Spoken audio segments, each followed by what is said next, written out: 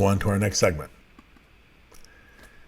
OpEd in the Tribune, Seattle's consent decree, defund police movement, and lessons for Chicago. It's an interesting article. It's kind of interesting, kind of a little bit of a warning to Chicago. I'm going to steal a quote, and I don't remember the person's name, from the ACLU of Illinois. The consent decree should be the floor, not the ceiling. But it does present problems if you're trying to defund. So they talk about how, they talk about a few cities about whether or not crime has increased since the pandemic, since the consent decree came in. So Seattle, since 2013, homicides are up. Okay, oh my God. No, but wait a minute, it's got to be context. Homicides are up, but very small. 19 in 2013, 52 in 2020, with the pandemic, 52.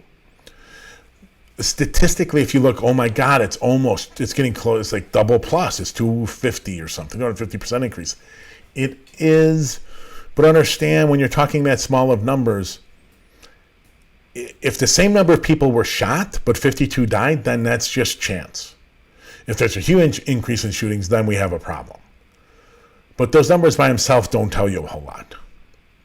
Now they go down to 4 more cities. Los Angeles under consent decree showed improvement. Ferguson showed improvement. Baltimore, no real progress. Cleveland, no real progress, or crime went up and they were scapegoating the union. So it's all about the consent decree. No, it's not. No, it's not. But we turn back to Seattle. Here's a couple quotes from the article.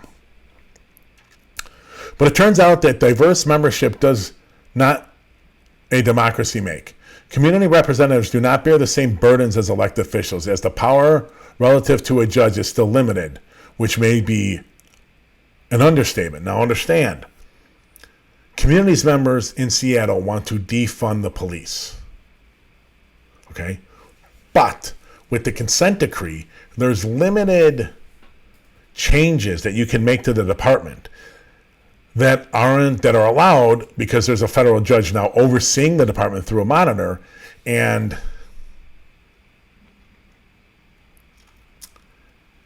if the goal has to be about achieving the goals in the consent decree, it can't be a whole nother set of goals. You can't introduce another set of goals, for better or for worse, and to some extent that's worse. David Schoenberg, a professor at New York Law School and co-author of the book Democracy by Decree, argues that authority must be tied to representation, the way democracy is supposed to work. He told Real Clear Investigations is for key policies to be made by elected officials. They are responsible.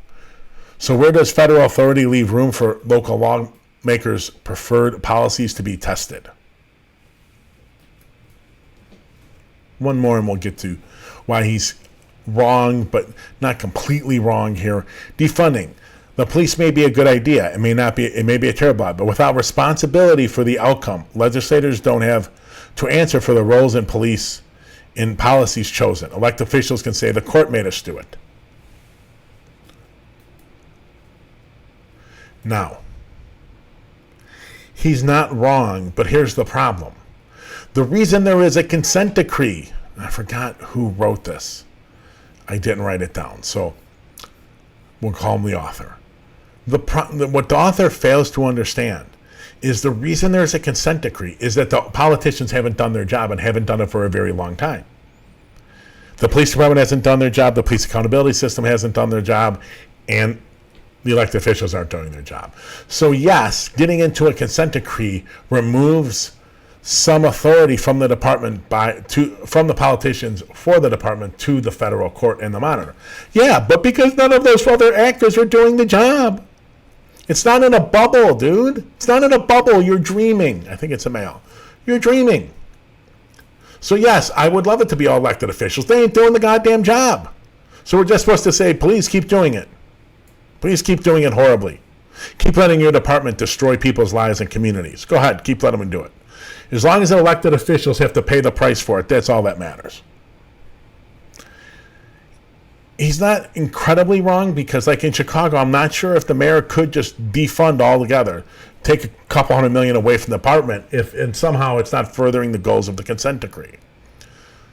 So he's not completely wrong. He's just a little clueless about why there is a consent decree. So